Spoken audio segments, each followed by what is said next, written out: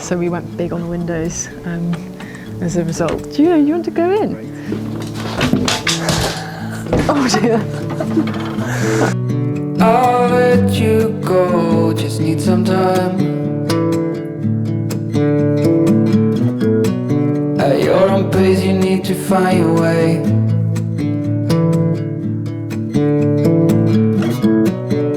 Alright guys, welcome to another Liberation video. Today we're speaking to Lizzie and Patrick. They're living in a self-built tiny house and it's absolutely stunning, so I hope you enjoy the video and the tour. If you do, give it a like and subscribe. And back to it.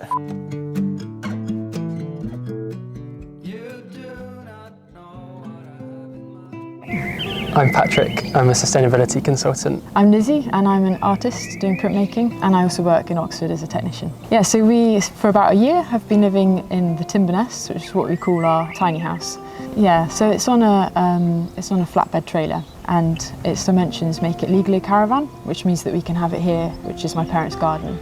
So before we lived here, we lived in London, moving through a few different rental places, lived as property guardians for a bit in a former care home. But the last place we lived was in a basement apartment, and then moved here, lived with Lizzie's parents while we were building it, and then moved in.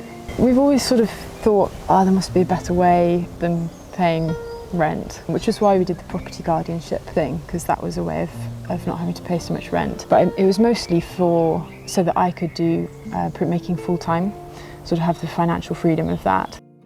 We'd been planning to move out of London because we're not really big city people. And we'd been there for about 3 years. Realised we didn't really want to be there, but because of COVID, I was working partly remotely, so we realised actually we could move out. I'm not quite sure exactly when we thought of the tiny house idea. We were sort of going through various options, and I think we also found all the YouTube things and found various people on Instagram who'd done the same thing. And then you thought actually that's something that we could do. Yeah. And then it all happened very fast, and suddenly we were doing floor plans on SketchUp and getting really stuck in as soon as Lizzie's parents said that they were happy for us to have a go and do it here. Yeah. We came into the build with no experience. I think we'd made some bottle openers out of wood, and that was the practice we'd had. But we had a winter lockdown to watch lots and lots of tutorials and do lots of research. We also just like the idea of doing more making, and this was kind of something to actually make it happen. You do it to your own time scales. If it's wrong, it's only wrong for you. It felt like probably a bigger challenge than I think we expected to start with, but something to work towards and really get stuck into. We both took a month off work and just were working on it the whole time. Otherwise it was evenings and weekends. But it was great, it was really fun. Okay, so this is our timber nest, and we'll give you a little tour of the outside first. As you can see, it's clad in, is it larch? Larch wood? Overall, I think we're quite pleased with the black cladding, and I think it actually makes it not so oppressive. We did spend a lot of time thinking about how to get the most out of the space, and a lot of tiny houses will have a kind of shallow gable where the mezzanine bedroom is, and then a more steep gable for the rest of it. We actually quite like the curve, and I think it's quite nice on the inside. It did make it harder in some respects to build, but in the end it felt like it was the best way to get the most headroom while having the runoff for the rain. I think also we wanted quite a straightforward look from the outside, and that sort of shepherd's hut style was sort of what we wanted. We've been allocated this little area of garden, which has been really nice actually. Yes, this is our front door, a recently added porch. Stop the rain coming in when you open the door, which also makes a really nice noise when it rains. So the door is actually a stable door. We were quite keen on being able to have the top half open and just the wind and the breeze coming in. We designed the house when we were living in a basement apartment, so didn't have very much natural light when we were there, so we went big on the windows as a result. It's full of light. Do you want to go in? Yeah, she's recently worked this one out. This is a tiny house specific trailer actually, so we bought it from the Netherlands. It's got a completely flat surface, so we just built the frame directly onto that. Yeah, it was specifically for tiny houses, so it's got all the right bolt holes and things. So this is soon to be a little veg patch. We did have tomatoes growing here because it gets with the sun, and then against the black cladding it gets really hot here. Yeah, so come around this way for the decking. Come on, up you go. So yeah, this is the decking. This is where we spend a lot of our time in the summer, where we usually move the table out to eat our meals here. Faces west, so we get the sunset, which is lovely. We've got the fairy lights as well for the proper pub garden feel. We initially were trying to work out the shape and whether it would kind of fit within the trees, maybe it would go out further, but realised actually it'd be quite nice to have the trees as part of it, so built the decking around the trees. When we put the tiny house in, we had to take down 3 young silver birch trees and then realised we could turn them into the balustrade, the railing for the decking. Yeah, so it's nice that they've sort of returned to where they came from in a sense. They've not moved far. Yeah, so we built this window low enough that we could just hop out straight from here into here, and the floors are the same level. So in the summer we just have both of these windows. They go flat against the house. We can just go in and out, and the table comes out here. We made everything that we could in the tiny house, including the windows, which took a long time and proved to be quite complex. But yeah, I have a new appreciation for how complex windows are. You know, all the sort of, I don't know, they've got drip grooves, and actually we saved a huge amount of money versus sort of pre-made PVC windows.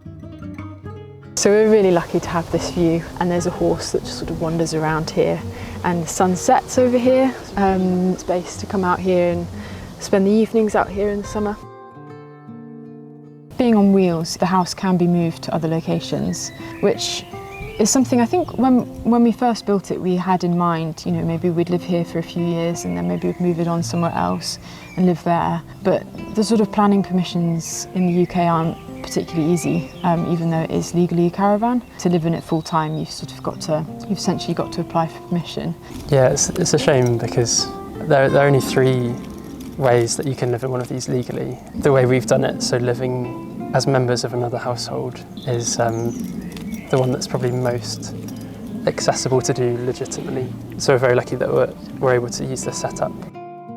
In terms of the budget for this house, we thought that it'd be quite satisfying to keep it under a year of rent that we were paying in London, which we managed to do. That was 17,000. We did all of the labour, so that was just the materials. So we were quite keen for it to be as low impact as possible in the build, but also the operation. So it's fully electric, and that's the mains electric, and then mains water. But yeah, all plugged into the mains, so it's not off-grid.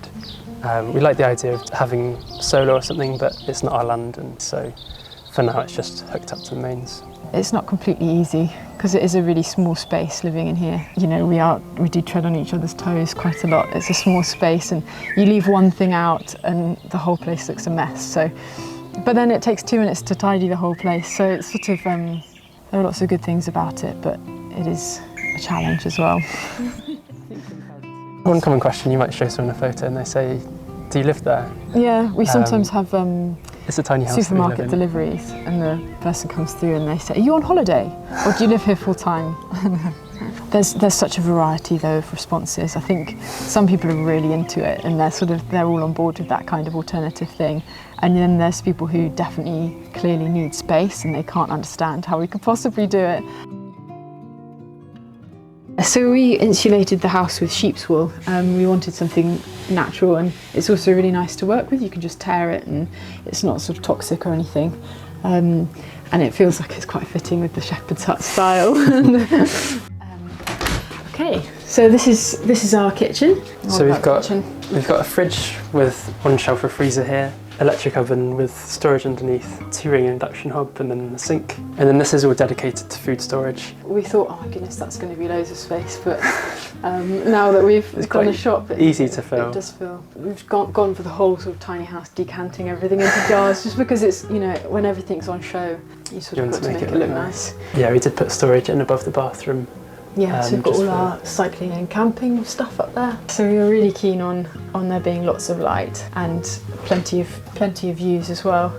And in terms of the aesthetic, I think the sort of green theme it sort of goes well with, you know, because we're surrounded by greenery and it's quite a relaxing colour. And we wanted to have a lot of wood, sort of that sort of cosy, slightly cabin vibe. Right, so this is the tiniest part of the house, our toilet. It's 80 centimetres wide, which is the width of a standard shower. And we've got, a sink, toilet, shower, and the boiler's in there as well. We've got a compost loo, and I mean, it works for us. It's nice to have a full-size shower and hot water. Yeah, it kind of works as most bathrooms I think would, but just smaller. It means you don't have to walk, but you can sort of just spin and Do access all the things, yeah. And it's nice. I love sort of standing there, you cleaning your teeth, just looking out through the trees. It's really nice. So lots of tiny houses don't have tables, but we are quite keen, just for our own day-to-day, to have our meals at a table rather than the sofa, or also for hosting people. We've got our dining room light, which we've got on a pulley system so we can put it away when we want to use the window to get out onto the decking. And then we're also quite keen to have a nice living space, so we've got a dedicated sofa and then all of this storage which kind of doubles up. So we've got a monitor there which I use for work but also becomes our TV. We've got all of our bags in here and then various other bits of storage. Dog's got her little area here. Yeah, and this futon, it turns into a double bed so we can have people to stay and the dog does enjoy it. Yeah. I mean, you must have really built this exactly to your height. Yeah, that was something we had a bit of fun with, testing the heights of the mezzanine. Yeah, we had. So I was holding the beams that are in here, and Patrick above Patrick's head, and he had to walk underneath them, and it was the height of the highest point of your step. Yeah. That we've made it. This is our ladder for getting up to the mezzanine where we sleep. It has two settings, so it sort of comes out for when you want to go up, and then it goes away when we're not using it. Yeah, I think the whole ladder setup doesn't suit everyone. It was just a compromise that we made. Yeah, up here we've got our bed, which is it's a mattress, but it's raised up with a frame so that you can have airflow underneath. And then we've got a unit that goes all the way along that side of the wall for all our clothes. I think the main thing is getting dressed. We often just bring clothes down because it's just a bit awkward trying to get dressed horizontally. So yeah, that's one of the compromises. Well, for me, the best thing about living in the tiny house is that I've got the financial freedom to be a full-time artist, which isn't easy, at least to begin with. It's just like overrides any of the problems that come with it. I think for me, my favourite thing is actually living in a space that we've made ourselves and being able to be fussy over every detail and really make it work for us. But what's the worst thing about living here? There's a lot of upkeep. There's sort of lots of tasks that have to be done, I suppose, that aren't the nicest. I mean, Patrick's got the job of dealing with the compost toilet, which we won't go into too much detail about. I'd love a bath at some point in the future. I think just physical space to walk around in is probably the most difficult thing.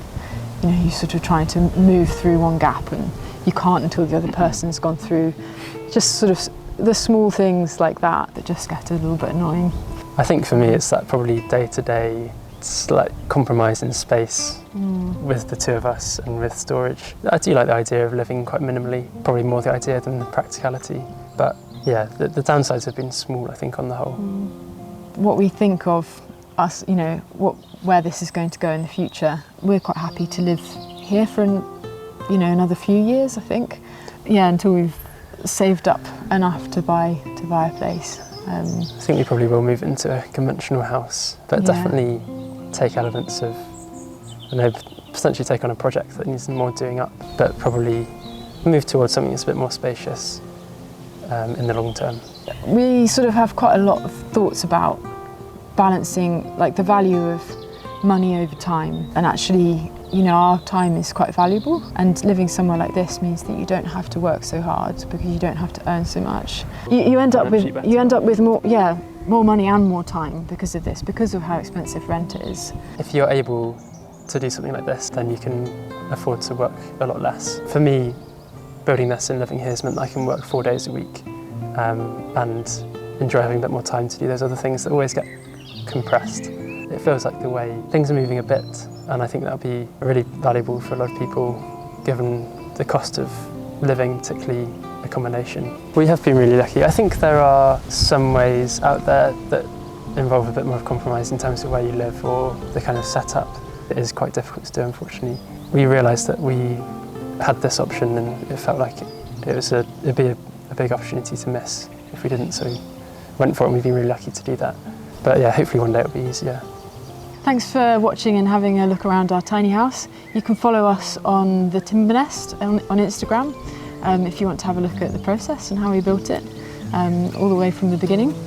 And if you want to have a look at my artwork, I'm on Instagram at Lizzie Wheeler Art, and they'll be linked below. Thanks for looking around, hope you enjoyed it. I'll let you go, just need some time. At your own pace, you need to find your way.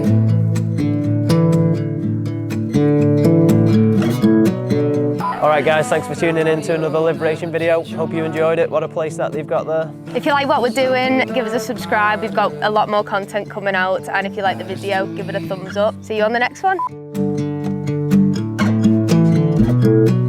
You do not know what I have in mind. I packed our bags, we'll be on our